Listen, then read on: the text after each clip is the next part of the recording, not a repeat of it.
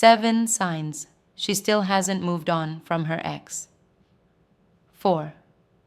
Do you ever feel like you're dating a ghost? Like you're in a relationship where the two of you aren't alone? Listen closely, because I'm going to tell you something you need to hear. The clock is ticking, and you might be investing your time, your heart, and your future in a woman who isn't actually available. Not physically, that's easy to check, but emotionally. You've met her, she's fantastic, she's gorgeous, she's exciting. You start dating, and things are great. But beneath the surface, there's a subtle tension, a whisper of a past that hasn't fully faded. It's like buying a house with an old solid safe bolted to the foundation. You own the house, you live in it, but you don't have the combination to that safe. That safe holds her heart and the combination. It still belongs to the last man who was there. I'm here to give you the 7 unmistakable signs that the woman you're with hasn't really moved on from her ex. This isn't about petty jealousy. This is about protecting your life and your purpose. This is a warning. You need to identify this emotional sabotage now before you wake up 3 years from now realizing you've been a warm body in a holding pattern, a glorified placeholder. Number 1, the ex's constant presence in conversation. This is the most obvious, yet the most easily dismissed. The conversation is flowing, you're talking about a funny movie, a good restaurant, a vacation idea, and then bam, he's there. Oh, Mark and I went there, or he always used to say that, or my ex wouldn't let me do that. It's not just a mention, it's a reference point. He's the yardstick against which she measures every experience, every feeling, and maybe every action you take. A woman who has genuinely moved on only mentions her ex when it's absolutely necessary. A quick clarification of history, a factual statement. When he's an uninvited guest at every dinner, every late night talk, he's not an ex, he's an active participant. The psychology, she's using him as an emotional shield. By keeping him alive in the narrative, she avoids true emotional intimacy with you. It's a defense mechanism. She's not ready to rewrite her future, so she keeps clinging to the rough draft of her past. She wants to see if you can fill his shoes. But what you need to realize is that you don't want his shoes. His shoes are a failed fit. The danger. You will constantly feel like you're in a 3-person relationship. Your victories will be hollow, and your efforts will feel like auditions. You are being judged against an idealized memory. And that's a battle you can't win. It slowly chips away at your confidence and makes you feel perpetually inadequate. Number 2, the intense, unwarranted negative reaction to his new life. You might think that if she hates him, she's moved on. Wrong. Hate is not the opposite of love, indifference is. You accidentally see his name pop up on social media, or a mutual friend mentions he's engaged. Pay attention to her reaction. If she's quiet, maybe a slight tightening of the jaw, and then she explodes into a torrent of criticism about the new girl, or bitterness about his success. That's a red flag waving on a stormy sea. A truly moved on woman offers a neutral, maybe slightly curious, oh, good for him, and then changes the subject. Her emotional energy is not invested there. But if she spends an hour tearing down his new partner, if she needs to know all the details just so she can critique them, she's not angry because he hurt her. She's wounded because he replaced her. The psychology. This intense negativity is a form of emotional tethering. She's still emotionally invested in his life.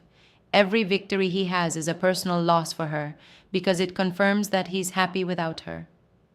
She wants him to fail, or at least not to thrive, because his thriving validates the decision to leave and the fact that she is now truly alone. Her intense reaction proves he still has the power to dictate her mood. The danger. The energy she is expending on hating him is energy she is withholding from loving you. You are dating someone whose emotional landscape is still defined by another man.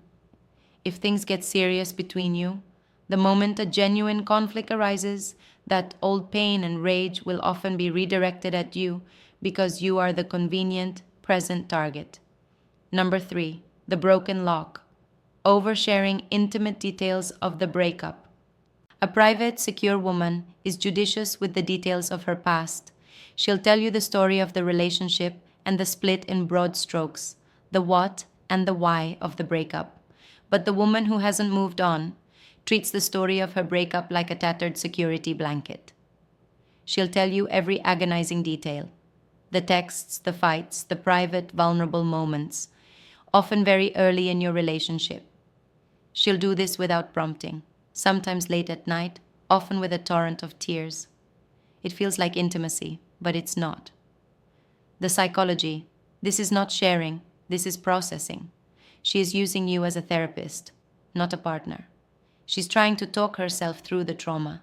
By recounting the narrative repeatedly, she's trying to find a new ending to the story, and she's hoping you can provide it. She's trying to make you the cure, but you were never supposed to be the medicine. You were supposed to be the reward. The danger: you are being burdened with the emotional weight of a relationship you weren't in. You become emotionally triangulated with a ghost.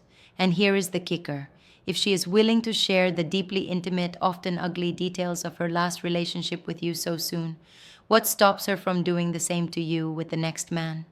It shows a lack of respect for the sanctity of a relationship and an inability to process her own pain privately. You are being positioned as the convenient ear, not the revered partner. Number 4, the need for constant, exaggerated validation of your differences. You'll hear the phrases, "You are so much better than him," "You're actually a real man," or "I feel so safe because you're not like that."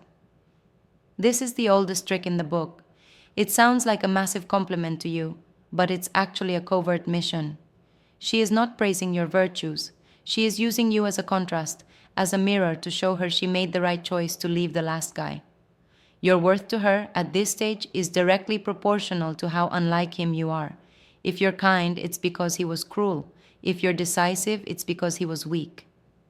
The psychology: this is known as rebound contrast. She is desperately trying to justify the immense pain of the breakup by finding someone who is the polar opposite of the qualities that hurt her. She's not choosing you for the intrinsic good of who you are. She's choosing you for the functional utility of who you are not. She needs to believe she has found something superior, not something simply new and different. The danger: the moment you inevitably display one of those negative traits because you are human and you have layers, the spell will break. The mask of her projection will shatter, and she'll see the old ghost standing in front of her. You will be held to an impossible standard, and your inevitable minor faults will be magnified into proof that you are just like him. You're not being seen for your value. You are serving as a temporary, corrective experience. Number 5, the locked door: an inability to fully commit to the future. Things are great. You're dating, you're exclusive, maybe you're even living together, but try to pin her down on anything significant: moving city, a shared bank account, or even just what next Christmas is going to look like. You will meet with vague delays and nebulous excuses. She'll use phrases like, "Let's just take things day by day," or "I'm not really a planner," or "I need to focus on my career right now." These aren't healthy reservations. They are tactical retreats. She is living in the present with you, but she is refusing to anchor herself to a shared future. The psychology: her mind is keeping an escape hatch open. Subconsciously, she is preventing the construction of a permanent shared life because she hasn't fully accepted that the last chapter is closed. Every significant commitment with you, a major purchase, a formal declaration of long-term intent, is a physical brick she has to lay on the tomb of her past relationship. She can't pick up the trowel because she's still half waiting for the ghost of the ex to walk through the wall and offer a familiar, comfortable hand. The danger: this is the sign that steals your most valuable resource: time. You will waste years orbiting her, believing that you are the problem, that you haven't earned her full commitment. You become a victim of the sunk cost fallacy, pouring more and more of your life into the hope that she will finally see the light. You are building a house on sand, and the tide of her unresolved past will eventually wash it away, leaving you stranded. Number 6, the emergency contact: inappropriate or hidden communication. This is the non-negotiable red line. She claims they are just friends, or that they only talk about shared custody of the dog, financial arrangement, old friends. Maybe. But watch the context. Does she answer his calls privately? Does she text him and immediately hide the phone? Does she have a specific guarded reaction when his name appears?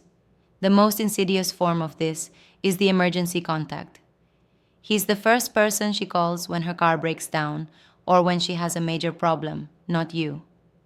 A mature woman who has moved on will either have no contact or completely transparent, infrequent professional contact. Any hiding, any whispering, any priority given to his problems over your needs is a sign that the emotional cord has not been cut. The psychology. He is her comfort zone. He represents a known quantity, a familiarity that, no matter how painful, is easier than building a new safety net with you. By maintaining a private line to him, she keeps a safety net under her own emotions. It's a form of hedging her bets. If you fail her, she knows exactly who to turn to for temporary relief or familiarity. The danger: you are being disrespected and relegated to the second string. A relationship built on secrecy is built on a foundation of lies. This behavior proves you are not her primary emotional partner, you are her current one. The door is not only unlocked, it's ajar, and she is holding the knob, ready to step back through it if the wind changes. You deserve to be the one and only, not the most recent occupant. Number 7. The unrealistic idealization of the way things used to be. This sign is subtle, often masked as a philosophical musing. She will occasionally lapse into a dreamy, nostalgic state, not necessarily talking about the ex, but about the relationship experience itself. She'll talk about a vacation, an old apartment, or a period of time with a misty-eyed reverence that is completely out of proportion to what she's describing. When you ask her what she misses, she'll say, "Oh, just the simplicity," or "I felt so cared for then." She's not missing the man. She's missing the feeling he gave her. The psychology. She has done the classic human trick of memory editing. The trauma and the fighting have been minimized, and the good times have been elevated to mythical status. She is unconsciously searching for a relationship that mirrors that perfected memory, and you are supposed to be the man who can recreate that golden age. The danger. This is the sign that guarantees you will always fail. You are not a time machine. You are a man. She isn't looking for a new, exciting relationship with you. She is looking for a comfortable, idealized version of the past through you. You can never compete with a fantasy, because a fantasy has no flaws, no arguments, and no reality. If you stay, you will spend your life chasing a ghost, pouring all your considerable masculine energy into a woman who is looking over your shoulder, forever disappointed that you don't fit the mold of a memory she's constructed. You will become her greatest, yet most frustrating source of comparison. The final warning: the placeholder problem. Understand this, gentlemen. These 7 signs are not isolated incidents. They are all pieces of the same dark puzzle. They fit together to paint the picture of a woman who is emotionally unavailable, a woman who is using you as a placeholder while she waits for her heart to catch up to her reality. Your time is your most precious asset. Your emotional energy is not a renewable resource. If you ignore these signs, you are not being patient or noble. You are being naive and, frankly, weak. You are consenting to be the supporting actor in her story, a temporary comfort on her journey back to emotional health. A journey that might last years, a journey that might not even include you at the destination. The ghost of the ex will always have a seat at your table, and the tragedy is that she will never have enough room in her life for 2 men. She is saving that emotional space, that deep, committed corner of her heart, for the man who once occupied it. Do not be the safe harbor for a ship that is still tied to another port. Demand a woman who is fully present, fully available, and fully excited to build a new future with you. Don't settle for the warm-up act. Cut your losses now, salvage your self-respect, and step away from the specter of his memory. The path to a powerful life demands clear boundaries and a clean slate. Look hard at your relationship tonight. If you see yourself reflected in these warnings, you know what you have to do. Share your story in the comments below. Have you been the placeholder? What was the moment you realized it? Subscribe to stay ahead and hit that notification bell. It's time to stop waiting for her to move on and start moving on with your life.